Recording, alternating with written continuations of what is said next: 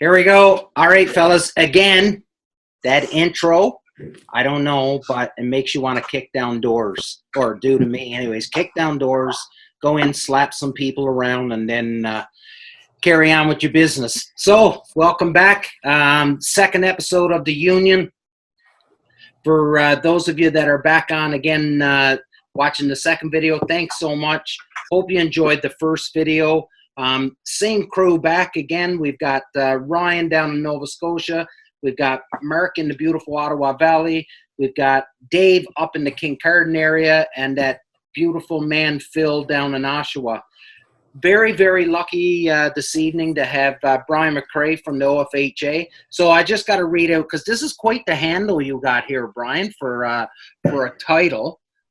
Brian is the Senior Advisor, Community and Partner Relations for Ontario Federation of Anglers and Hunters.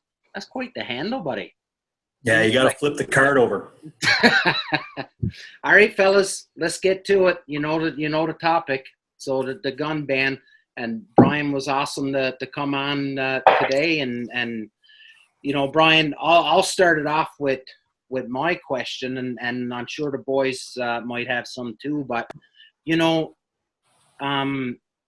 last week the federal government made this ban. It went out. Obviously, the shooting sports community, they've been, you know, anticipating this move for quite some time and have been upset about it. So everybody got a little bit amped up after Friday, and then so the Canadian Coalition of Firearms Rights, now they're involved. They're talking about suing the federal government, and then the Canadian, what are they? The Canadian Shooting Sports Association. Yeah, they came on and made that whole their legal expert or whoever it was within that organization came on and said this whole 20 millimeter bore size thing, and that just everything spiraled and people are going crazy. So what I notice is that on social media, the OFAH is sort of kind of, they're not really jumping on board everything, sort of, and for lack of a better term, just using cooler heads and trying to soak this all up and just trying to display some rumors. So I'm real happy that you came on tonight and you're going to, you know, spread the love a little and get rid of some of those rumors that's out there. So I'll leave it to you on that question. Is that the official stance of OFAH, I guess, just to have a cooler head and soak everything in? Yeah, well, I appreciate that, and thanks for the opportunity to come on tonight. That's been our stance, whether it be firearms or fisheries or big game. That's been our stance all along. We never like to rush into something, even when something's announced, because you don't really understand what's being said to you. You don't really understand the legislation. You don't know the small print until you have a chance to digest it. So when the gun ban hit on Friday, which we all knew it was coming, you know, unfortunately, circumstances presented themselves, which has obviously won the hearts over of a lot of Canadians that garnered a lot of support when they announced the bans based on the tragic events out east. And then obviously it was compounded on Monday when the release came out. So you're right. We always acknowledge when stuff comes out, but we sit back and we take a little bit of time to digest it, see what it actually means, see if there's any truth to it. Learned that with Bill C-71, and we were glad we did take that approach. And it was no different than this so-called firearms ban on 10 and 12 gauge shotguns that were also included in the prohibition, which ultimately, we know now that is not the case. Is the tweet from Bill Blair actually good enough to say that that's not the case?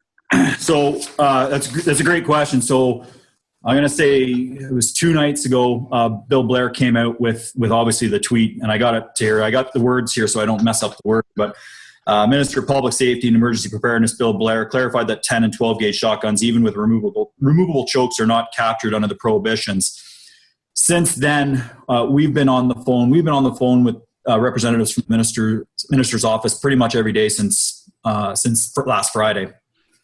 And through our conversations, we got in touch, and we've got now the Canadian Firearms Program has come out, and they have said the Canadian Firearms Program has also said that in accordance with the acceptable firearms industry standards, the definition for bore diameter explicitly states that it is after the chamber, but before the choke on shotguns. Therefore, it is the measurement. Therefore, if the measurement is taken at any other location, it is not a factor that is being considered under amendments of the regulations. And that's right from Canadian Firearms Program. So we're obviously going to continue to monitor it, but we've got 2 different class confirmations, and we're obviously informing all of our members. It's on our website platforms. We've been on social media about it.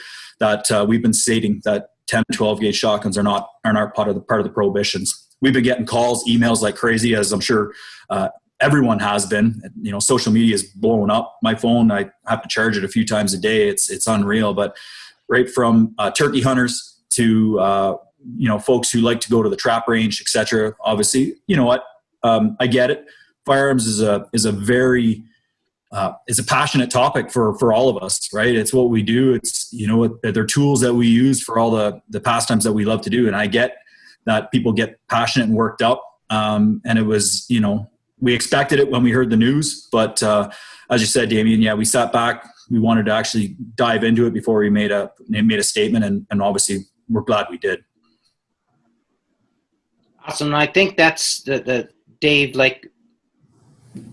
so I want to touch on what you brought up there, Dave, and that's Minister Blair using Twitter in order to get this message out.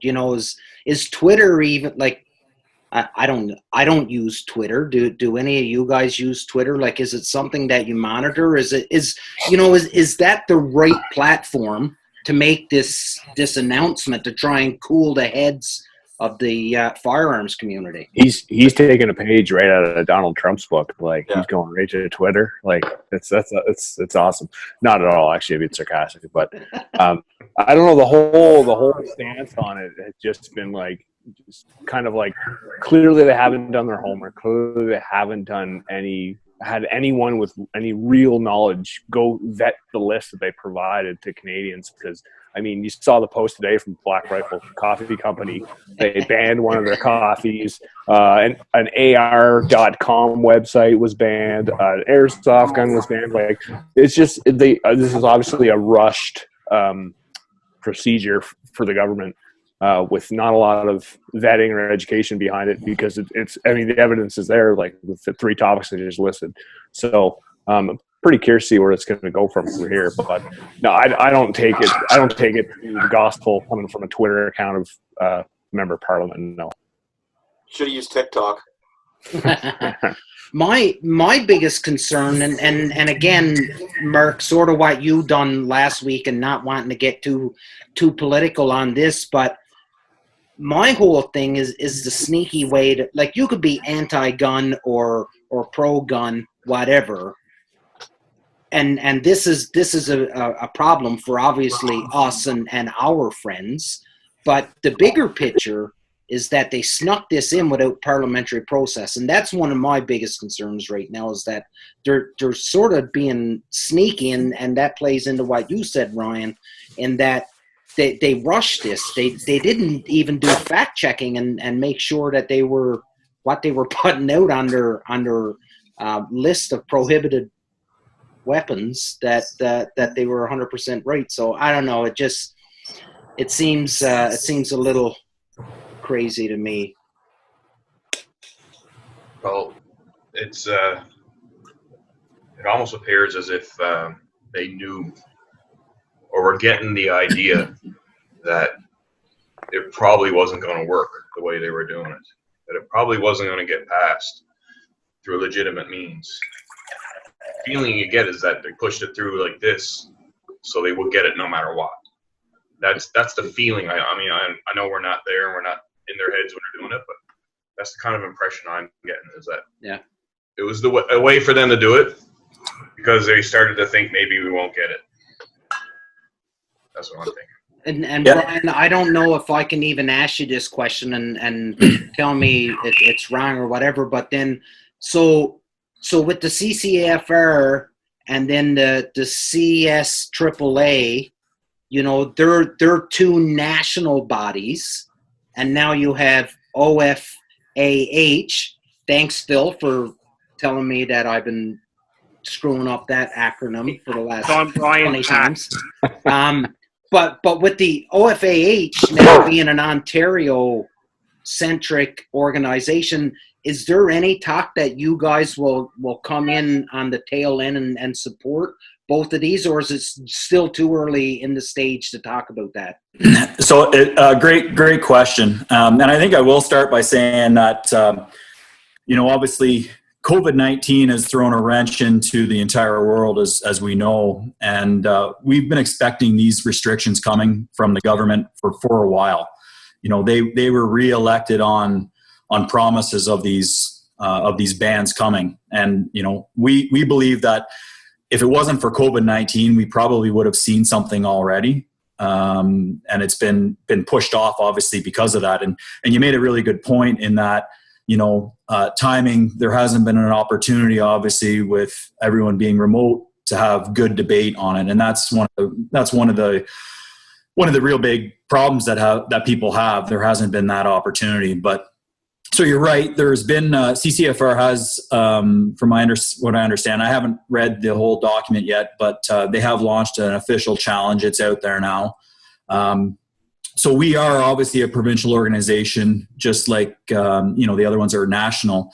But I think what's important is all along we've been actively involved in the firearms file. We've been involved in the firearms file for decades. It's been my life for the past 7 years, right from a municipal level right through onto the federal level. And we've been very successful in gaining the ear of politicians, government, MPs from across Canada because of our approach. We take a very, it's a tactical approach almost. We don't rush into things. It's well thought out. We're obviously a science and evidence-based organization. So we've had a very good track record of being able to kind of open those doors, and we're viewed as a respectable voice on the Hill, which is great. But as you said, we are provincial, and on federal issues like firearms in particular, sometimes it can be challenging to get those ears. So actually back a couple years ago, when we actually were testifying before House of Commons and Senate on Bill C-71, we reached out to our affiliates from across the country. So every province and territory across Canada has an organization like the OFAH. We reached out to them and told them that we are invited to go testify at both levels. And we provided them with our documents, our briefs, our testimonies, and said that, obviously we are in Ontario. Geographically, we're close. They hadn't been invited. We offered them the opportunity to kind of sign on and have their voices heard, and it obviously adds numbers to us. We have an organization of 100,000 members, subscribers, and supporters, and they did. So we started really thinking about that, and as a result of that, last fall, I believe it was in September, I'd have to double check, but we actually launched the National Fishing, Hunting, and Collaborative. And what it is, NFHC, what it is, it's a organization that is formed. We're spearheading it, excuse me, and it encompasses all wildlife federations from across the country and territories. So on situations and topics like firearms, we are obviously advocating on behalf of OFAH, but we also have the opportunity to advocate on the National Fishing, Hunting Collaborative, which equals about 380,000 members across the country, which gives us that national voice. And it also allows us to be able to say that, we're bringing this information and the concerns of anglers, hunters, and trappers, recreational shooters also, from coast to coast to coast. So it's been an opportunity for us to kind of take our provincial organization, still have that voice, but also create the national front. Wow. Awesome. And that's a really one-word response to what you said, but yeah, no, I love it. Well, fellas, I think we got the weapons ban sort of talked about. I didn't know if any of you guys had any questions that you wanted to ask Brian or anything. Go right ahead. What do you say to the people that are you see on social media lately, guys like, I don't have an AR-15 but I have my shotgun at home. This doesn't affect me, so why am I supporting it? What do you say to people like that? Yeah, that's. Oh, sorry. Go ahead. Finish up. No. Yeah, you know what? That's a great question, and I can tell you that I probably got about 50 emails sitting on my inbox that I got to respond to them about that. But our response is pretty simple. When it comes to firearms policy, it's not just a firearm that we're talking about. We've been saying for years, firearms policy is a slippery slope, and it's a hard concept for people to grasp. But when you have the opportunity to explain it, it comes more clear. So as a federation, we don't advocate for a brand or a model of firearm. We pride ourselves on looking at evidence, science-based, good, sound policy on firearms policy. I use classification, for example. We've been saying for years, we testified on it, saying that, government needs to look at creating a standardized classification process that has the expert opinions, evidence-based. There's an opportunity for people to weigh in on to create this standardized process for classifying or reclassifying firearms, which includes an appeal process, which would then systematically eliminate arbitrary classifications of firearms. So when it comes to the question, point blankly, I have an AR, and you know what? I'm not interested either one way or the other, or I'm a duck hunter and I'm not interested in ARs. We have quickly seen how the tides can turn. We saw that this week, although we also, realize that the truth to it now. But we just have to look back last summer or the summer before. I apologize. Everything's a little bit blurry, but the tragic events down in Danforth, the shooting on Danforth. Yeah. That obviously, again, was a criminal activity, criminal act, 100%, no doubt about it. What happened from it? A huge, huge chain of events. Minister Blair was appointed. There was a huge dialogue that went across Canada on a potential ban on handguns. We had cities jumping on board, City of Toronto leading it by passing a motion, and this you can Google this. Toronto passed a motion to ban handguns, to ban ammunition sales, and all semi-automatic firearms. So just that quickly, it can change and affect everyone. And from there, then some of our other bigger cities across Canada, Montreal, Vancouver, then jumped on board. So that quickly started to gain momentum. So we're very careful when we talk about firearms policy, and we have members. We have a very diverse membership with 100,000 members, subscribers, supporters. We have people that are just anglers. We have people that are just hunters, just big game, just waterfowl. We have trappers who are using it for dispatch purposes. And then we have just recreational shooters. So it positions us really well to be able to have those conversations and craft a good dialogue to really focus on policy and try to spread the word that bad policy affects everyone.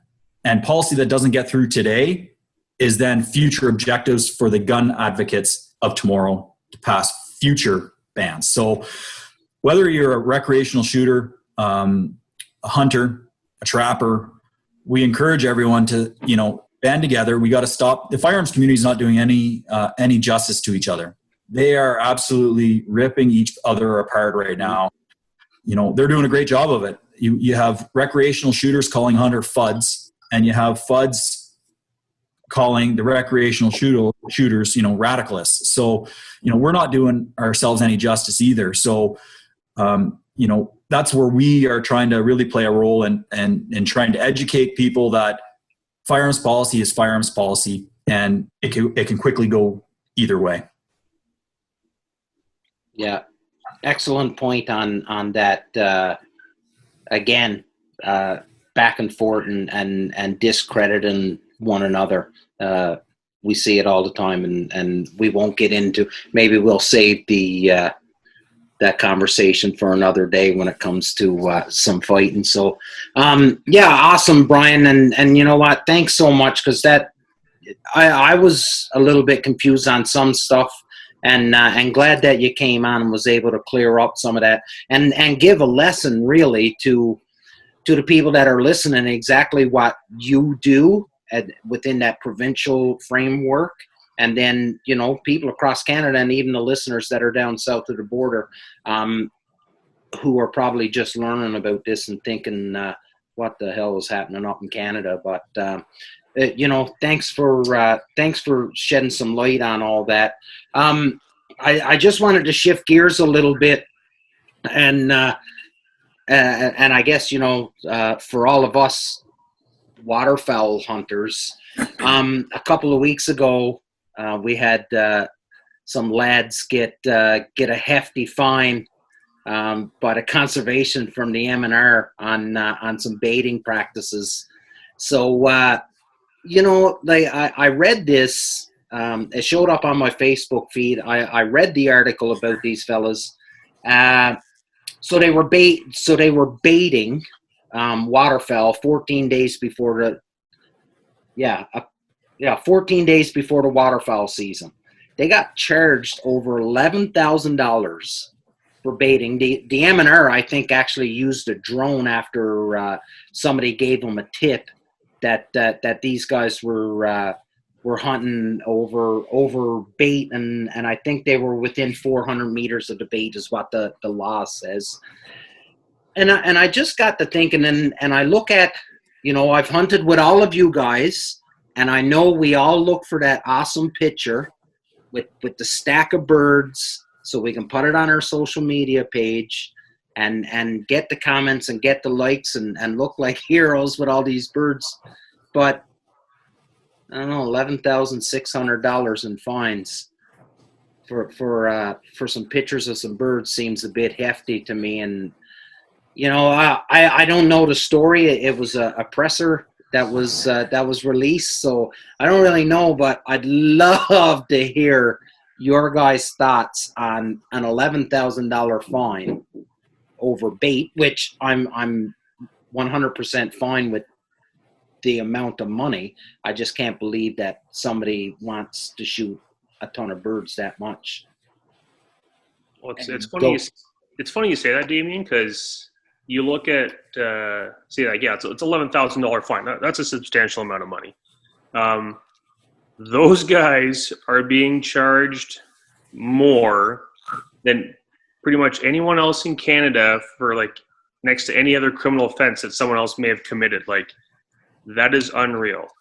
Yeah, good point. Like, at the end of the day, it goes to show you, like, our lackluster, you know, criminal judicial system that we unfortunately have here in Canada. Like, there's guys that are on, you know, all kinds of gun charges, other criminal charges. They get released on bail. Some of them on their own bail.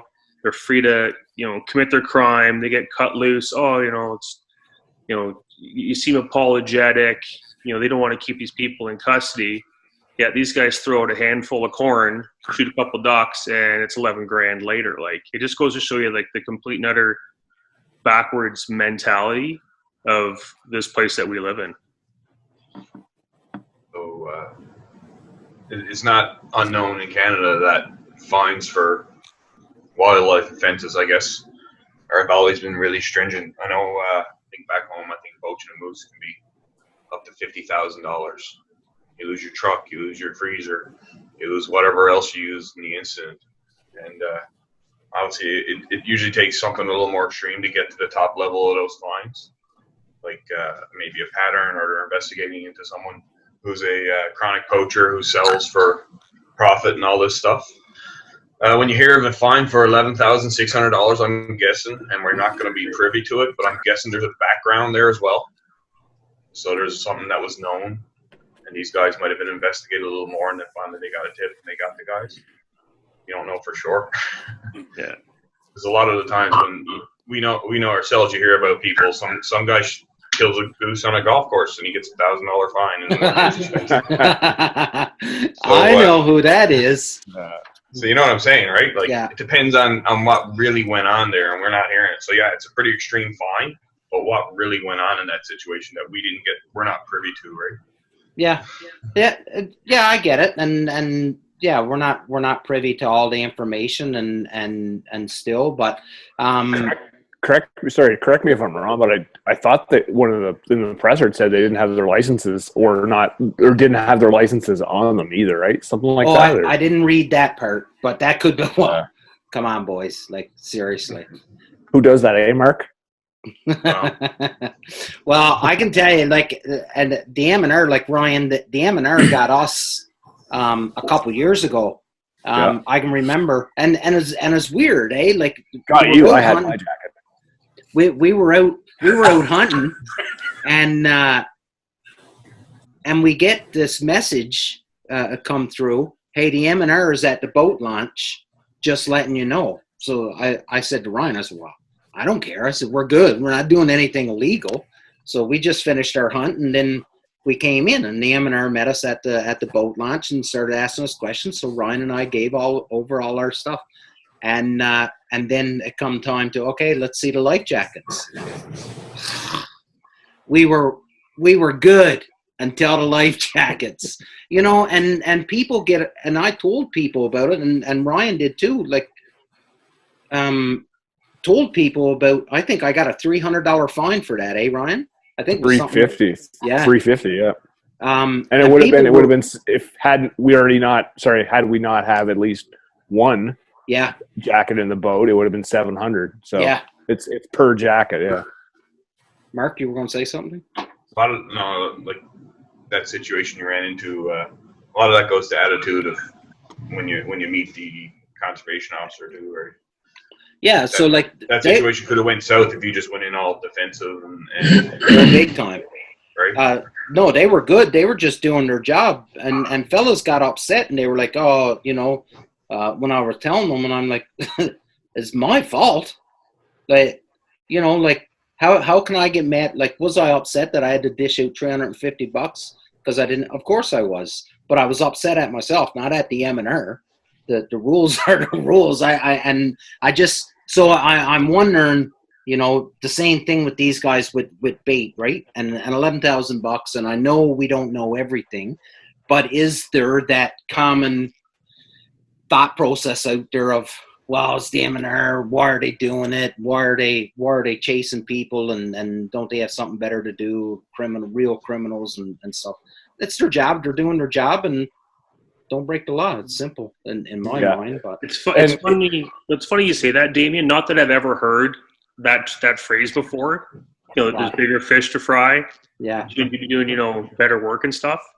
But yeah, like, people don't get it. Like, you know, the rules are there. It is what it is. Guys are out there, whether they're wearing a blue outfit, a black outfit, a green outfit. That's right. The rules are there. They got a job to do.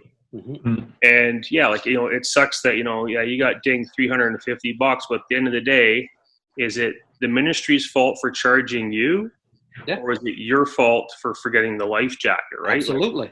And a lot of people can't get their head around that it's not the guy in the outfit's fault. You're the one that screwed up.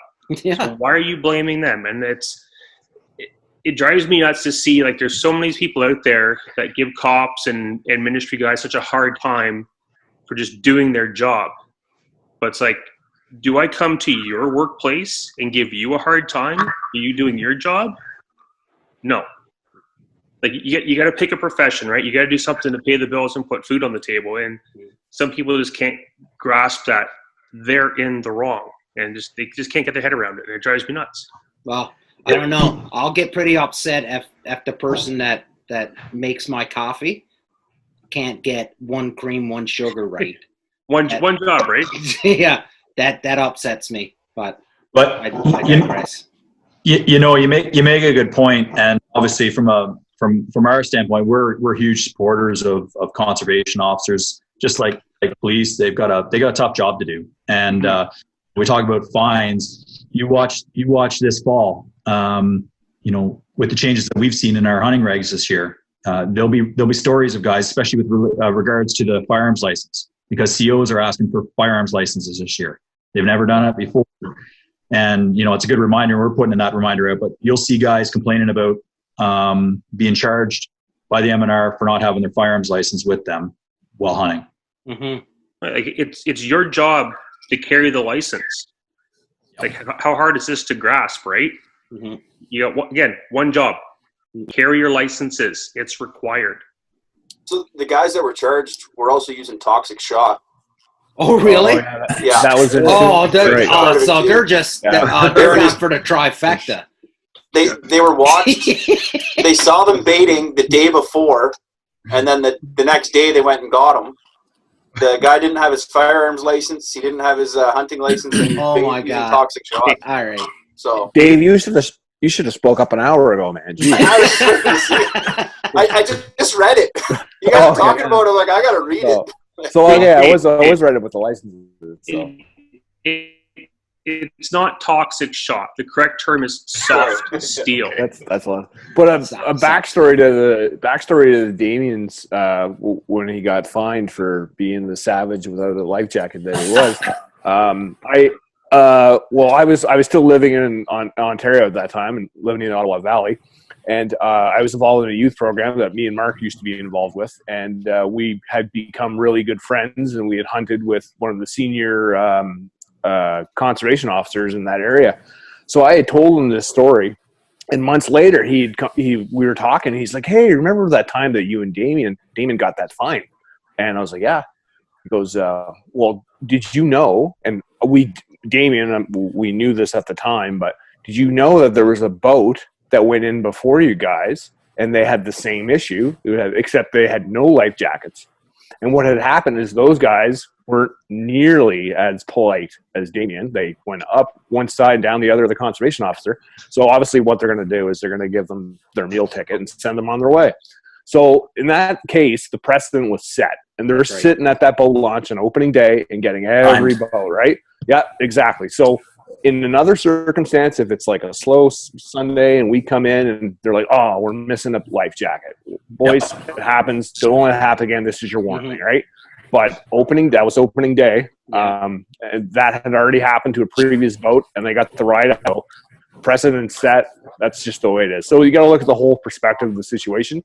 But again, like, just to echo, I think everybody's sentiment on this topic is these guys are doing their job. They're not out there to be dicks. They are, believe me, those guys are catching, and as what Dave just stated, those guys are catching the real criminals in our sport.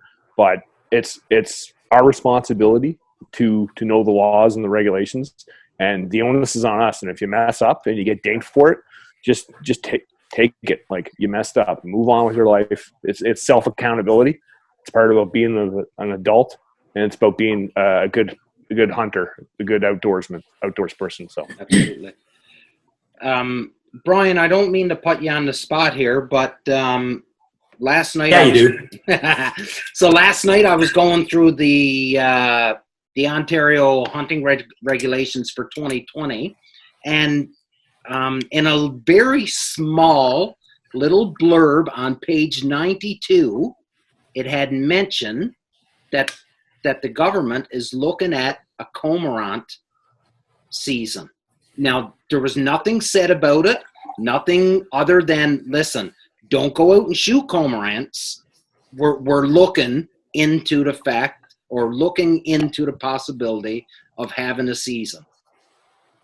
Anything that you guys are tracking with regards to that? Sorry, I put you on the spot.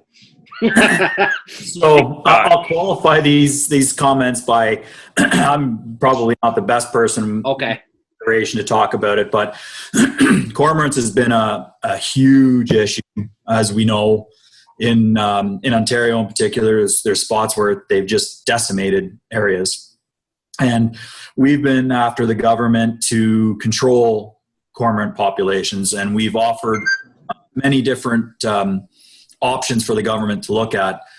I'm going to say, don't quote me on them, but 8 months ago, maybe, they came out with a proposal that would basically open up a cormorant hunting season. And it would run from, I think it was ice out till August 1st. I'm just throwing the rough dates out. And but they phrased it as a hunting season. And obviously, as we know, if you stack a bunch of cormorants up for a couple days, that area is now toxic. So there would be a huge outcry from people just shooting birds, hunting, right? The beauty part about hunting is we utilize the resource. We're consuming the critters that we're harvesting. Yeah. So we've been back and forth with the government. We're still waiting to hear further, but they are looking at doing something. We're hopeful that they don't call it a hunting season for obvious reasons. Yeah.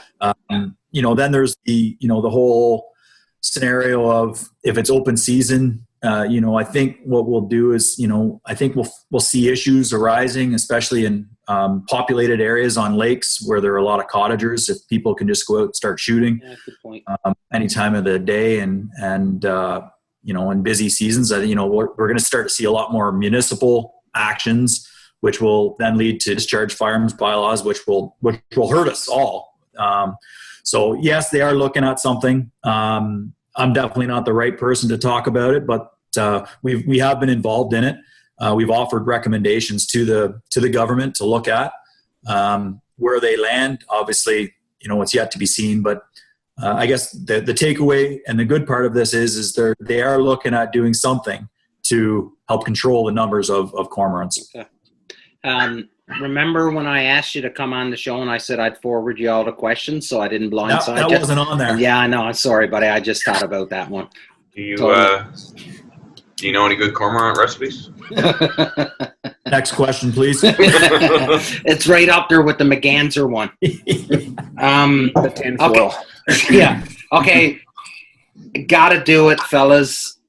I know you've all been tracking it, but I've got to bring up this winner. And we got to try and figure this out. So every show, we have the winner of the week, and that's the best name that I can come up. And that's for the person in Brampton that called for the alligator that was in the pond. And I think it was Peel Police too, right?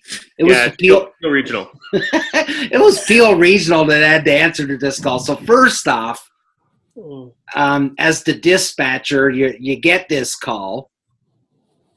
You don't know what's going on. Now you got to tell it to a copper that's on patrol, and he's got to possibly go, like, how do you confuse an alligator and the glorious symbol of Canada? The beaver. A beaver. How does that even happen? Like, and the best thing is that it made Facebook news. That's the best part about it. Is it mushroom season yet? It's definitely some season. Like, come on. There's got to be some more backstory to this. Like, please tell me the beaver ate a cat or something. Like, I don't even know what to tell you. Like, I can't. Like, I still can't wrap my head around. Like, what to say. How do you mistake a 3-foot animal with like a 13-foot animal? Like, I get it. They both got scary teeth. It is what it is. One's a little brown, cute, and fuzzy. The other one's a monstrosity. Looks like a dinosaur. It's green, scary, got big old vicious claws and stuff. And like eats dogs and whatever, right? But yeah. Too bad one of them wasn't on a nickel or something so we could see it all the time. There you go. I know a guy. Yeah, no doubt. Anyways, to you, whoever you are in Brampton, congratulations. You've just made it on the very first winner of the week on the Union vlog, podcast, whatever it is that we want to call it. Guys, fabulous show. Obviously, for our second one, I think it was amazing. Brian, once again, thanks for coming, buddy. It was amazing. It's good to see you again. Time for a shameless plug on your part, though. Wild for Hope.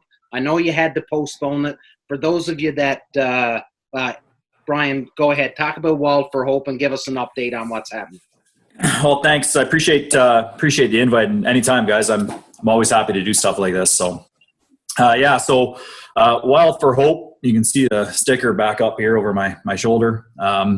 It's a fundraising dinner and kind of an awareness program that I started a few years ago. My youngest boy, Jace, was born 14 weeks premature and weighing 813 grams. So he basically was about the size of that cell phone when you put it into your hand. And we spent about 4 months in the NICU in Sunnybrook. Anyways, long story short, fast forward through the process, we had a really rough time. He kind of contracted everything that you could contract, and fungal meningitis was a result in deafness. He was diagnosed with severe cerebral palsy. So as a result, and as time went on, I really wanted to, obviously, as a father, you want to do everything you can for your kids. And knowing that we were going to have a lot of troubles and struggles as he grew up, I decided that I'd start a fundraising dinner with proceeds to obviously go to Jace's future, but we also wanted to help out other families that were going through similar situations. Cerebral palsy is a brain damage order that affects so many kids. It's very common in premature kids. And it's got such a huge spectrum from simple, issues with, maybe just a hand to full paralysis and everything in between. So it's something that there is no cure for, and there's families struggling. So we committed to donating 30% of the proceeds that we would make every year to help out families deal with some of the extraordinary expenses associated with the special adaptive equipment that families need. So we had our first dinner 3 years ago. I thought, you know what, if we could get 50 people together and half them are my family, it would be a resounding success. And I went to our good friend social media and I kind of put the call out for some donations. And fast forward, we end up selling out with 160 plus people, and had $20,000 worth of prizes up for grabs, and we raised $18,000 in one night. And I quickly kind of went, holy shit. And, no, you're good, buddy. PG, this is rated R. Yeah, I thought, wow, it was really humbling because, I'm not a person to ask for help. But again, like I said, you're going to do anything for your kids and you want to give them the best future. So fast forward, we were supposed to have our third event back in March. We always hold it in March each year because March is Cerebral Palsy Awareness Month. And obviously our good friend COVID-19 came up and restrictions came up. So we had to postpone it, unfortunately. But obviously, with Jace, he's got a compromised immune system. So it was an easy decision for us. And we had to reschedule it for May 30th. Here we are now. I don't even know what day it is. I'm week 7 working from home, so I don't even know what day of the week it is, but I know we're into May now. We're getting closer to when the dinner was supposed to be had again. And, all signs are showing that, the restrictions aren't going to be lifted. So, we're kind of waiting for Premier Ford, our government, to kind of make the next announcements, which will ultimately make the decision for us. But as of right now, I'm about 95% sure that it'll be a postponement where we'll have to cancel this year. Unfortunately, it's sad. A lot of work's gone into it, and I'll reach out to all of our sponsors and donors and everything like that. We looked at looking at doing it in the fall, but we just felt that if we go to the fall, we want to have the dinner in March. So that puts too much stress on donors. It puts too much stress on the people who are coming to support us to say, hey, thanks for coming to support the third annual. Oh, by the way, we're having a dinner here again in 6 months. Come on back out. So, right now it's still up in the air, but it's looking like we're going to have to cancel the event for this year. And, ultimately the health and safety of my little man is top of mind. And, we'll make that call here shortly. We'll reach back out to everyone who's donated and see if we can hang on to those donations till next year, which I'm confident with the story and the connections that we have, it'll make it happen. But, ultimately I got to keep my little man safe and, you do what any father would do for their kids. But it's a great event. We've donated over $11,000 in the first 2 years to 5 Counties Children's Center here in Peterborough to buy additional specialized adaptive equipment for families in need. So it's been very humbling, we'll say, but it's quickly become the marquee fundraising dinner of Ontario. You know, I announced it this year. We went to a larger venue. We went up to 224 seats, I think it was, and it sold out in 57 minutes with a waiting list. So I've been around a lot of fundraising dinners, and I've never heard of something selling out that fast. So, you know, it's the cause, it's great sponsors, it's great donors, it's a great time. You know, it's how I met a lot of you guys, and you know, it's a fun event that people just look forward to getting together and you know, working towards a good cause. So hopefully we get around to getting the next one planned, and hopefully COVID's not around by then. Yeah, absolutely. Again, like always, you can always rely on Punisher Waterfowl to help you out with that. We will be there again this year. It is hands down the best party of the year, and it is the local community support that you get, as well as the hunting community that band together for this, Brian. It says a lot about you and your wife Julie and the cause and how passionate you are about it. I know we go and we have a blast, and it's for a good cause too. And I want to shed light on that too. So, guys, any final thoughts from around the table? Start with Ryan. Ryan? No, pretty simple week. I'm glad we got the gun ban off our chests, which helped feel a little bit better about it, but not totally better about it. But thanks again to Brian coming on here. And again, sorry about the dinner, and hopefully we can move on from this, and next year will be bigger and better for you, buddy. Philly? I can't say much more on top of what Ryan said. You know, great to be here. Great to see Brian come out and clear up a lot of this jazz and other, you know, fake news and stuff that's been floating around social media these last couple of days, and guys just, you know, losing their marbles in essence over a lot of nothing with some things, obviously. But yeah, a big thanks to Brian for spelling out some of the truth here and letting us know what's going on behind the scenes. Yeah, absolutely. Dave, anything, buddy? No, you know what? Same thing. Thanks a lot, Brian, for coming on. Just like you guys were saying, stuff like 519 hunting and fishing, probably not the best place to get your information from. Join the OFAH, join the CCFR, stuff like that. Look on their pages. Don't ask on 519 hunting or Turkeys of Ontario or any of that. Stick to the trusted sources, boys. But Facebook is gospel. Yeah, hey, you know what? There's a bunch of lawyers on that site just waiting to give information. And Facebook COs, right? That's, yeah. Yeah. Mark, anything, buddy? Just to echo everyone else. Thanks, Brian. It's good to see you again. And I'm really looking forward to these. These are, I've been looking forward to this for the last few days. So I'm glad we got this going. I'm happy with it. Awesome. Brian, last words to you, buddy.